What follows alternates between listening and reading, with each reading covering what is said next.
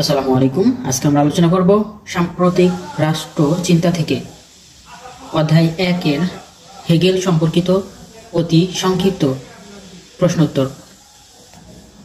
রাষ্ট্রবিজ্ঞান থেকে masters final ইয়ারে যারা এবার পরীক্ষা দিতে যাচ্ছেন তাদের জন্য ভিডিওটি খুবই গুরুত্বপূর্ণ। চ্যানেলটি সাবস্ক্রাইব করে সাথে থাকুন।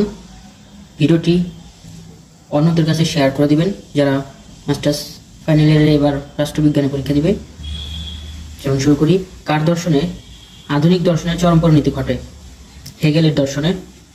কার দর্শনে আধুনিক দর্শনের চরম পরিণতি ঘটে? হেগেলের দর্শনে।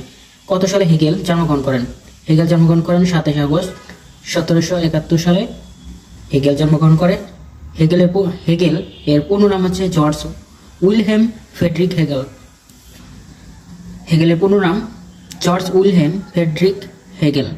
হেগেলের জন্মস্থান জার্মানির স্টুটগার্ট শহরে।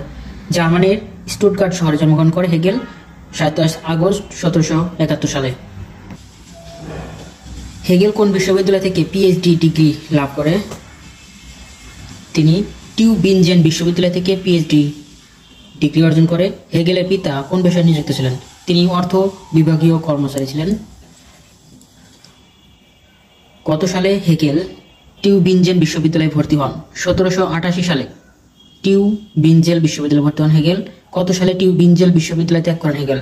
78-এ ভর্তি হয় এবং ত্যাগ করে 1793 সালে তিনি ত্যাগ করে। হেগেল কত বছর গৃহশিক্ষকতায় কাজ করতেন?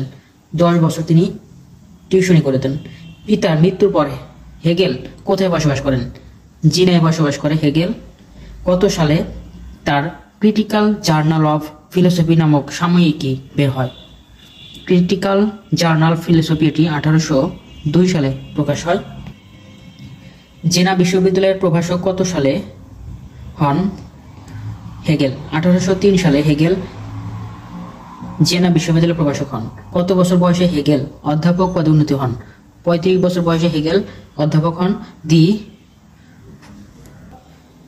দ্য ফোনোমোলজি অফ স্পিরিট গ্রন্থের রচয়িতা Wilhelm Hegel. The phenomenology of spirit গ্রন্থটির রচয়িতা উইলহেম হেগেল।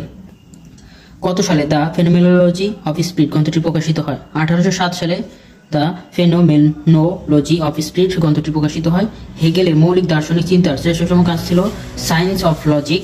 কত সালে সায়েন্স অফ লজিক গ্রন্থটি প্রকাশিত হয়? সায়েন্স অফ লজিক এটি প্রকাশিত হয় 1806 সালে। সায়েন্স অফ লজিক গ্রন্থটির রচয়িতা হেগেল। হেগেল কোন বিশ্ববিদ্যালয় অধ্যাপকের জন্য